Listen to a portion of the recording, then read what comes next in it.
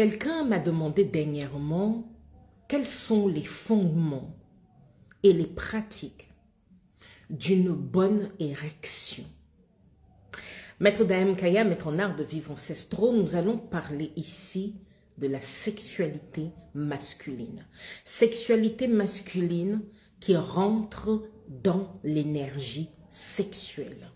On en parlera, hein, mais vous savez, pour ceux d'entre vous qui me suivez, que justement l'énergie sexuelle comprend le dynamisme, le mouvement, tout ce qui conditionne justement votre corps, le physique et ce qui fait que vous êtes là et les raisons pour lesquelles vous êtes là. Bien. Rentrons dans le vif du sujet, nous parlons ici de sexualité masculine, mais spécialement de l'érection. Bon, qu'est-ce que c'est que l'érection? L'érection est égale à rectitude. Rectitude, si vous regardez le dictionnaire, quand on parle de rectitude, on parle d'être en station debout. On parle d'être debout, on parle d'assumer justement sa personnalité avec tout ce que ça comporte et on parle justement d'assumer tout ce qui entraîne cette personnalité. Donc, l'érection étant de la rectitude, on parle ici de justement la responsabilité de sa personnalité, de sa personne. Ce qui nous amène à quoi? Ce qui m'amène à vous faire comprendre que quand vous êtes un homme, la puissance de votre érection, et là nous allons parler des fondements de l'érection masculine, hein, la puissance de votre érection a 4 fondements, 4 piliers particuliers que nous avons besoin, que vous avez besoin. Et je dis nous avons besoin parce que les femmes aussi ont besoin de les connaître.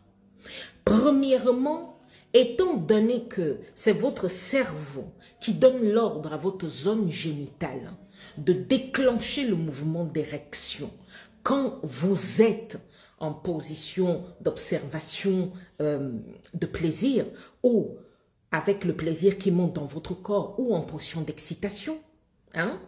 Ça veut donc dire ici que si c'est le cerveau qui prend la décision, le cerveau est le centre de coordination entre votre personnalité, la force et la puissance de votre personnalité et le reste de tout votre corps et ici en particulier de votre zone génitale.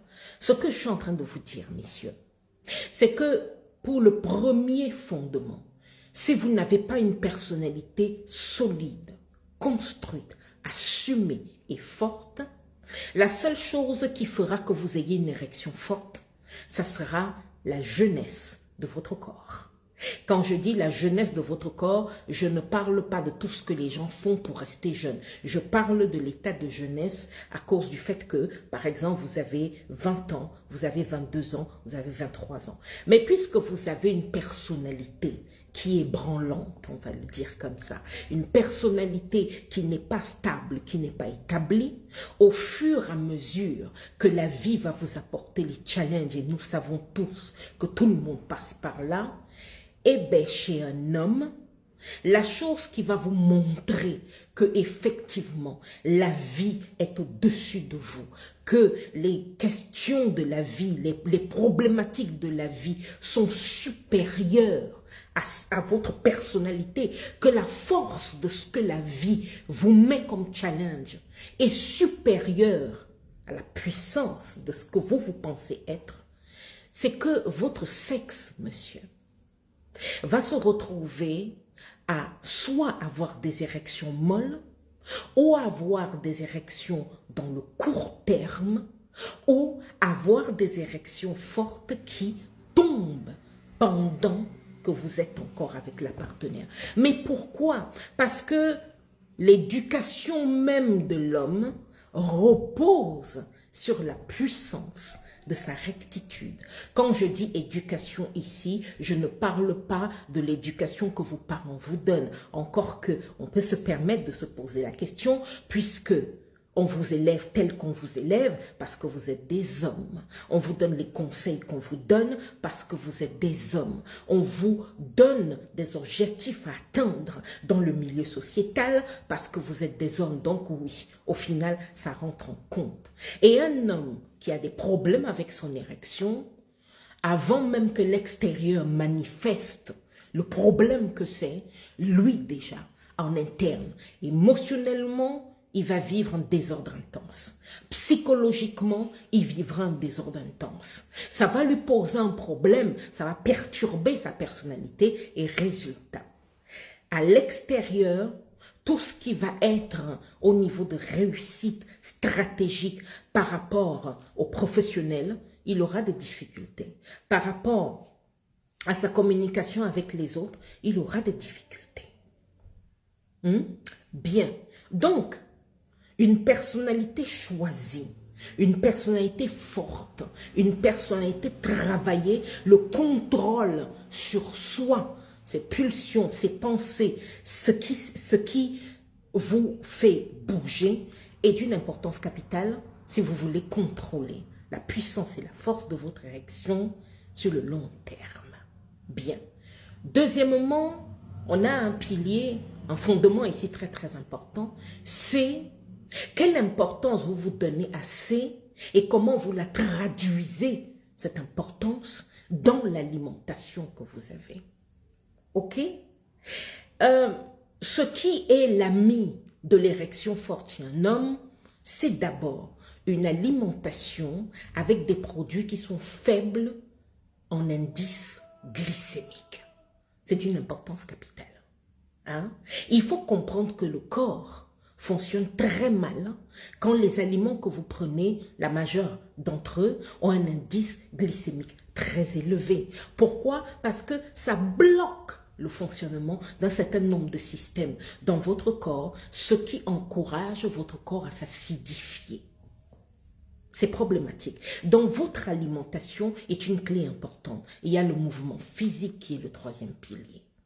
Il faut comprendre ici qu'aussi bien que je parlais de l'alimentation, votre alimentation doit dépendre des objectifs que vous souhaitez atteindre sur le long terme.